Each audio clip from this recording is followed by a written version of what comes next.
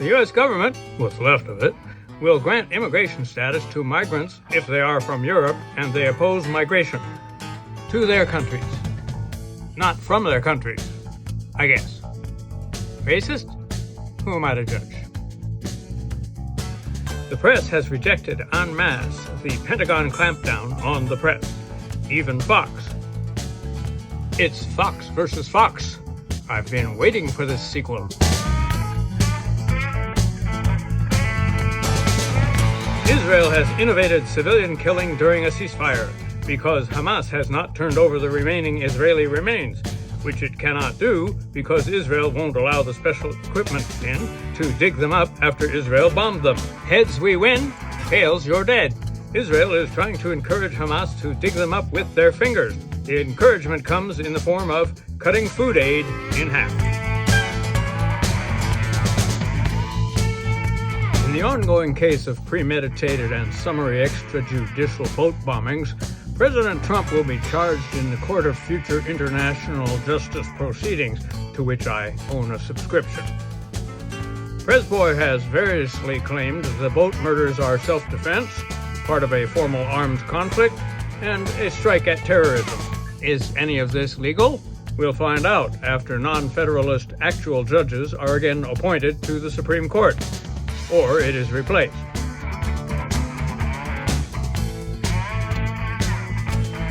Up to 70% of the costs stemming from Trump's tariffs are being paid by U.S. consumers, according to the marginal, far outside the mainstream, discredited research arm of the failing Soros-backed Goldman Sachs.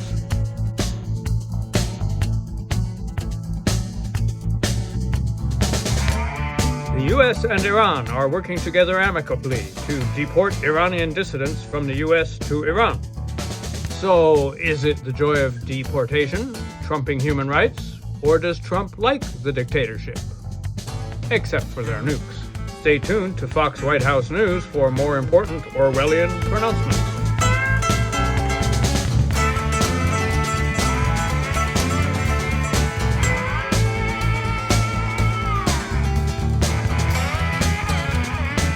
The Supremes have given a green light to Trump's mass murder around the globe, known in polite circles as cutting foreign aid. The court said President Murder's leeway in foreign affairs is more important than the potential harm to aid recipients, who, to use the technical term, die.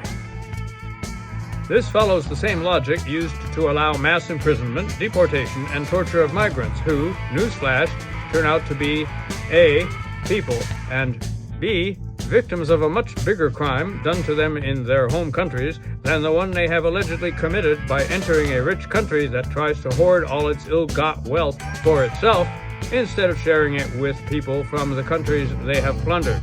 All of which, I like to think, is illegal.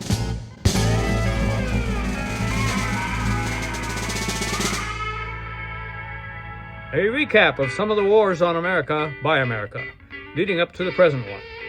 Palmer Raids, 1919. Immigration Panics, 1920s. Red Scare 2, 1947 to 54 or 63 or whatever. Ike's Operation Wetback, 1954. All leading up to or down to the U.S. invasion of Port Antifa, Oregon, and Hellhole, Chicago, and Total Disaster, Memphis, and, other made-up stuff. Speaking of, a right-wing streamer has streamed that fellow righty streamies were handing out American flags in Portland and trying to get antifas to burn them. Is this what they call false flag burning? And by they, I mean me.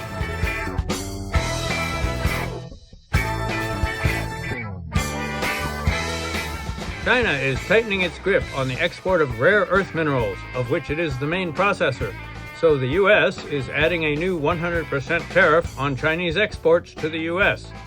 Should all work out fine. The government of Iran is offering cut-rate gender transition surgeries to gay men and lesbians who are free to decline the offer, but the alt offer is public flogging and or death. The unusual offer stems from a 1980s fatwa by Ayatollah Khomeini transgender people from other countries can save a bundle on this deal.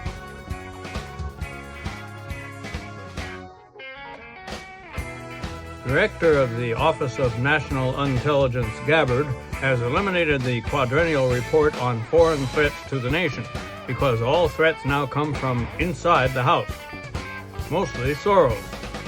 But also Portland, which according to a Fox News pastiche of demonstrations from 2020 is a war-ravaged hellhole. Informed by Oregon's governor that there was no upheaval there, President I Have a Feeling asked her, "Am I watching things on television that are different from what's happening?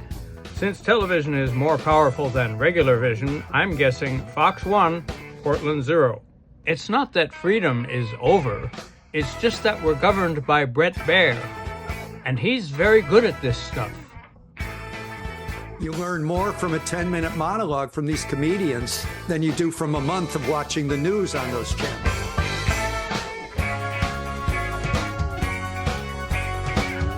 American corps are making corpses of rainforests in Borneo, slashing tens of thousands of acres, releasing 250,000 tons of carbon, endangering clouded leopards and sun bears, and destroying indigenous lives.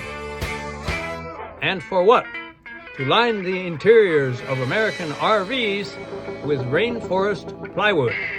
$1 billion worth of Meranti, aka Luan. The industry has been transparent and forthcoming in answering queries on this, referring the questions to others who did not respond, or responded but did not comment, or could not be reached. But they did respond to protesters, offering them arrest.